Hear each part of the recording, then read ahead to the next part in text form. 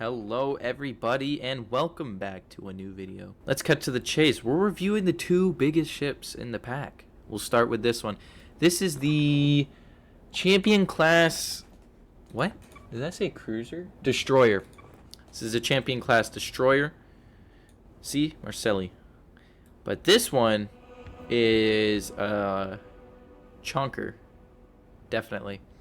We'll start off with the beginning. It has cruise missile launchers, very cool, on the bottom. It has point defense, of course, who wouldn't? Dual purpose guns, always a pleasure. Heavy artillery, lasers, my bad. Anti-air missiles, which are, they shoot from those turrets. Anti-ship and air. Fun. And of course, like any other Ring Wars pack, a comet launcher.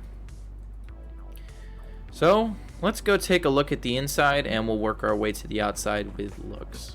Starting off here at the bridge, a very nice bridge. There we go. A very nice bridge. I absolutely love this wraparound window. 10 out of 10 wraparound window. Always a good choice. But on your right you have FTL navigation, sensor control, and 4 artillery controllers in the back, plus the captain's ability to control artillery. It is a very nice, very simple view, but again, you're not going to be sitting in first person flying. The bridge, while simple, I do really like. I like how bright it is. It's not gloomy feeling, and it of course has plenty of detailing around for its size. I do really like this beefier section in the back and this bulked up section over here in the front. Continuing back, we have a nice little staging area, and as well as the elevators, more sensor controllers and stuff. Very nice. You continue further back and you can suffocate in the vacuum of space, so why not? You have access to the outside, as well as I don't actually know what these are, like on real ships. I don't know, but we have more shield generator cool things. And we will continue downstairs. The bow hangar. Alright, here we go.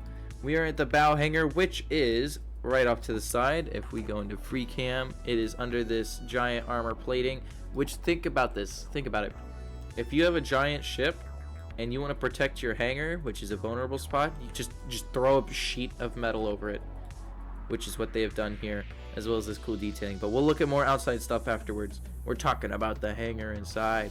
Now, this hangar, compared to other ones, I do quite like the detailing on the roof. Not that I dislike other hangars' roofs, but this hangar roof is quite enjoyable. Very detailed. You have a cool seat here. This may be like a, what is it called? Air traffic controller, as well as the other side. But we'll go ahead and look at the ships you can spawn.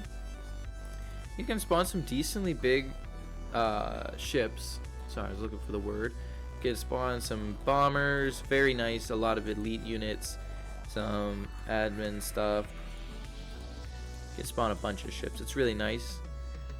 And it even has this cool little feature, not a feature, but just a design where it just bends over here and you can go off, allowing for easier entry and exit to the hangar. I do like this depressed portion where the floor is bent downwards. It's not bent.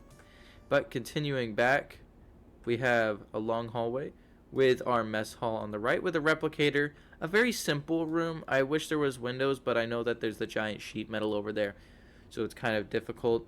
I really like this room. It's pretty simple. And right across from that, we have our transporter room. Yet again, similar to the other ship, the Marcelli class destroyer. Yes, I'm remembering them. You have to kind of go on a little hike. You have to run out of the thing and go up the elevator. Not a big deal. But continuing further back, you have the stern hangar. I don't know where the elevator just took me. Here's the elevator. You continue and you can get to the captain's quarters. Very nice. A little more cramped than the Marcelli, which is kind of a surprise, but not a gripe. They serve different purposes. Along with the very nice kitchen, a bed, computer where you can watch TV, you can do your work, 3D print, whatever you might want to do as a captain. And right across from that is the crew bunking. as well as the crew kitchen and a workstation. Who knows, maybe you need to do some working. You can stand up and sleep all you want, and I wish this was on the Marcelli, but not a big deal. I know they were a little more limited with space, but here we go. Very nice indeed. The crew's got somewhere to sleep. Continuing on back to the stern hangar. This is quite literally the back of the ship. It's pretty much similar likes and dislikes. It's detailed. It's not too bland. What is that? I haven't seen that before. You can spawn a bunch of ships. Not many giant ones, but it's not a big deal. You're here for your missiles and your fire support.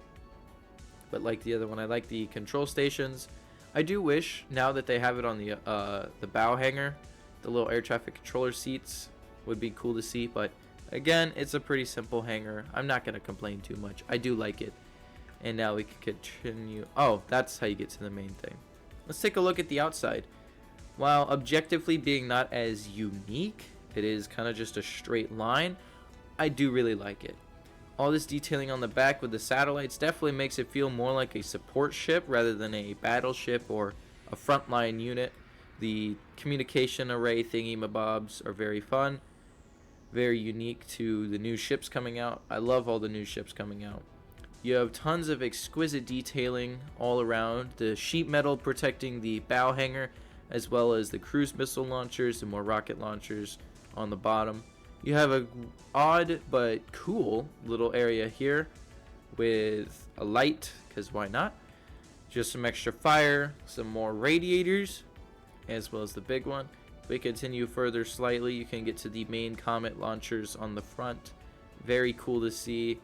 And as you can see, of course, here, this is what I was talking about. You kind of get obstructed by the rocket launchers, but it's not a big deal. The bridge is quite nice and distinguished, yet doesn't feel like a huge target if you were seeing this from a distance. Oh, look, there's the Marcelli right there. Neat. It's very nice. The engine block I do also like. It's kind of more unique because the other ones have been separated. This one feels very together, as well as some engines on the wing here, and just under that is some more. It's a very nice ship. I do enjoy it, and I hope to see more similar ones. There's not a ton to this one. But the fire support capabilities is definitely going to be the main reason you pick something like this. While it doesn't have the hardest hitting guns, you do get cruise missiles. So you have to be extremely far away to use, because it takes basically the whole galaxy to turn. But you also get some other cool ship-to-ship and ship-to-ship and ship-to-air missiles. But that's about it. This ship's pretty cool. It's not my favorite out of the pack so far. So far it's still the Marcelli, but I like this one a lot, and I will hope to see it used a bunch.